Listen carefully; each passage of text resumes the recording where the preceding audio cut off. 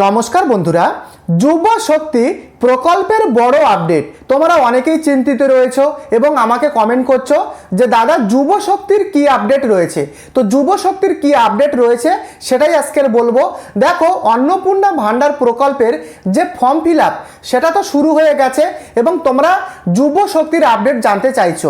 তো আজকের ভিডিওতে তোমরা যুব শক্তির ফর্ম ফিল আপ কীভাবে করবে, কারা কারা টাকা পাবে, ৩,০০০ টাকা যুব শক্তির যে প্রকল্পে ৩,০০০ টাকা সেটা কবে ঢুকবে, তার সাথে সাথে যারা আবেদন করেনি তাদের কি কি ডকুমেন্ট লাগবে এবং এমপ্লয়মেন্ট এক্সচেঞ্জ কার্ড কি করতে হবে, তো সেই বিষয়ে কিন্তু বলা থাকবে। অত্যন্ত গুরুত্বপূর্ণ আপডেট হতে চলেছে। তোমরা যারা যুব শক্তি নিয়ে কমেন্ট করছিলে তাদের জন্য ভিডিওটি শুরু করবার আগে প্রত্যেককে বলবো তোমরা চ্যানেলটিকে অবশ্যই একটি সাবস্ক্রাইব করে প্রত্যেকে এই ভিডিওটিকে অবশ্যই একটি লাইক করে দিও, কারণ যুব শক্তির কোনো লেটেস্ট আপডেট আসলে সবার আগে এই চ্যানেলে কিন্তু দেওয়া হয়। তো প্রত্যেকে চ্যানেলটিকে সাবস্ক্রাইব করে দিও। তো দেখো, যুব শক্তির ফর্ম ফিল আপ তোমরা কীভাবে করবে। বেশ কিছুদিন আগে আমি কিন্তু একটা ভিডিও বানিয়েছিলাম যেখানে রিসেন্টলি আগের যে যুব সাথীর যে পোর্টালটা ছিল সেটাকে কিন্তু মডিফাই করা হয়েছে এবং মডিফাই করে যুব সাথীর পরিবর্তে যুব শক্তি করা হয়েছে। তোমরা পাশাপাশি সেই তোমরা ভিডিওটা দেখতেও পাচ্ছ এবং আমি গত ভিডিওতেও কিন্তু দেখিয়েছি।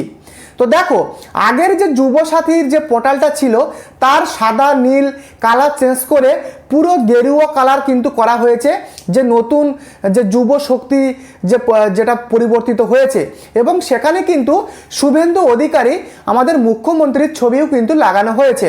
অতএব তোমরা যারা চিন্তিত ছিলে যে যুব শক্তির টাকা হয়তো আর আমরা পাবো না, হয়তো আর দেবে না, দেখো এত কিছু হয়ে যাওয়ার পরে টাকা কিন্তু তোমাদের দেবে। দেখো, যুব শক্তির যে পোর্টাল সেটাকে কিন্তু নতুন করে মডিফাই করা কিন্তু হয়েছে, অতএব টাকা কিন্তু দেওয়া হবে। তো এবারে তোমরা প্রশ্ন করবে যে ফর্ম ফিল আপ আমরা কীভাবে করব। তো এই যে পোর্টাল, এই পোর্টালেই কিন্তু তোমরা আবেদন করতে পারবে, এই পোর্টালে কিন্তু তোমরা আবেদন করতে পারবে এবং অফলাইনের ফর্মও কিন্তু ছাড়া হতে পারে। তোমরা কিন্তু অফলাইনেও ফর্ম ফিল আপ করতে পারবে, এছাড়া অনলাইনেও কিন্তু ফর্ম ফিল আপ করতে পারবে। তোমরা নিশ্চয়ই দেখেছো যে অন্নপূর্ণা ভান্ডার প্রকল্পে 12 পাতার ফর্ম কিন্তু ছেড়েছে। তো বিষয়টা কিন্তু খুবই অনেকে কিন্তু এই ফর্মটা ফিল আপ করতে পারবে না। যুব সাথীতেও কিন্তু এরকম ফর্ম ফিল আপ হতে পারে, সেটা আমি একটু তোমাদের পরে জানাচ্ছি। এবারে প্রশ্ন, কারা টাকা পাবে। দেখো, যুব শক্তির টাকা পেতে গেলে আগে যেমনভাবে যুব সাথীর টাকা পাওয়া যাচ্ছিল এবারে কিন্তু তেমনভাবে পাওয়া যাবে না। এবারে কিন্তু সরকার ভালোভাবে তোমার যাবতীয় ডিটেলস কিন্তু আগে ভেরিফাই করবে, যেমনটা অন্নপূর্ণা ভান্ডারে দেখা গেছে। তো এবারে কিন্তু আগের মতোভাবে কিন্তু আর টাকা দেবে না সরকার। তোমার বাড়িতে কি রয়েছে যাবতীয় তথ্য তোমাদেরকে কালেক্ট করবে, তারপরে কিন্তু টাকাটা দেবে। অতএব যারা ভুয়ো আবেদন করেছিল যুব সাথীর, যেমন অ্যাডমিট কার্ড ভুল দিয়েছে, মার্কশিট জাল দিয়েছে, বয়স কম বেশি দিয়েছে বা অন্য কোনো ভুলভাবে যারা আবেদন করেছিল তাদেরকে কিন্তু পুরো ছাঁটাই করা হবে।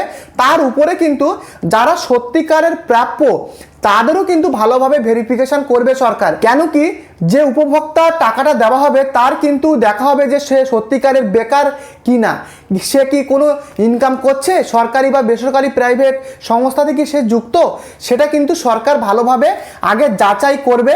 যদি বেকার যদি সে হয় তবেই কিন্তু টাকা মিলবে, এমনটাই খবর পাওয়া যাচ্ছে। অন্নপূর্ণা ভান্ডার প্রকল্পেও তোমরা আশা করি সেই ব্যাপারটা দেখেছো। তো যুব সাথীর ব্যাপারটা কিন্তু সবাই কিন্তু টাকা পাবে না। তো এবারে প্রশ্ন, ৩,০০০ টাকা তোমাদের এটা কবে ঢুকবে, ৩,০০০ টাকা তোমাদের কবে ঢুকবে এটা আমি একটু তোমাদের পরে বলছি।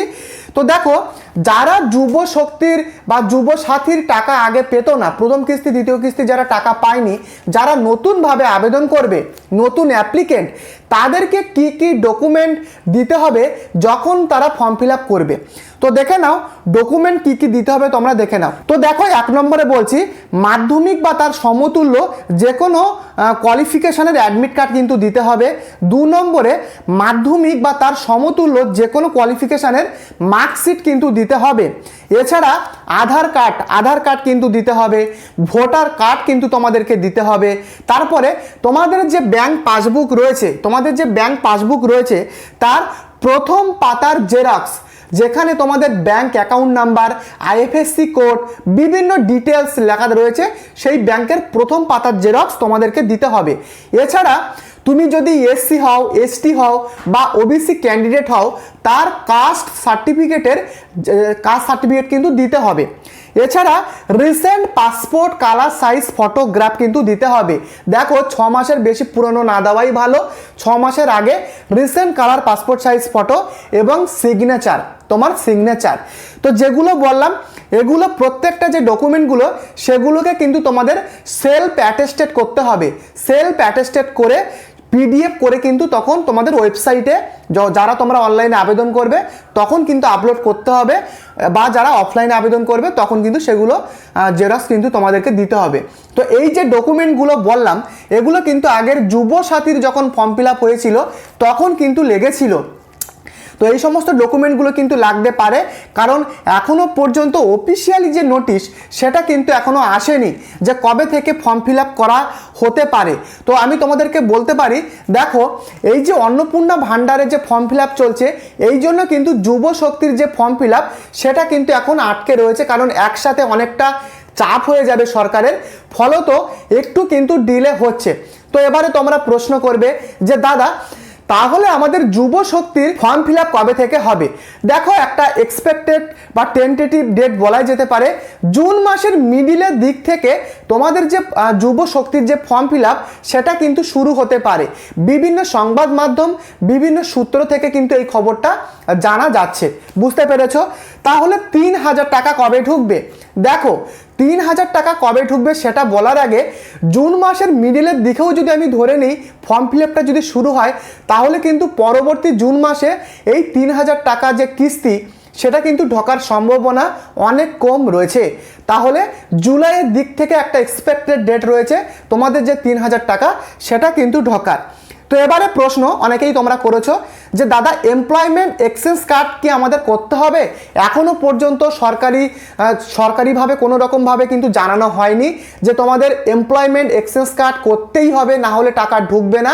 দেখো, এগুলো কিন্তু বিভিন্ন গুজব, এখনো পর্যন্ত এরকম কিন্তু কোনো খবর নেই। যদি খবর আসে, এমপ্লয়মেন্ট এক্সচেঞ্জ কার্ডের যদি কোনো খবর আসে, সাথে সাথে আমি আমার চ্যানেলেই দিয়ে দেবো, তখন দেখতে পারবে। তো এই নিয়ে তোমরা টেনশন করো না। তো এই কিন্তু যুব শক্তির মেন আপডেট। যদি কোনো প্রশ্ন তোমার থেকে থাকে, প্রত্যেকে কমেন্ট করে লিখে জানাও, আর প্রত্যেকে এই চ্যানেলটিকে সাবস্ক্রাইব করে ভিডিওটিকে অবশ্যই লাইক করে দিও। যুব শক্তির লেটেস্ট আপডেট সবার আগে এই চ্যানেলে দেওয়া হয়, তাই প্রত্যেকে চ্যানেলটিকে সাবস্ক্রাইব করে অবশ্যই এই ভিডিওটিকে লাইক করে দিও। পরবর্তী ভিডিওতে দেখা হচ্ছে। ধন্যবাদ।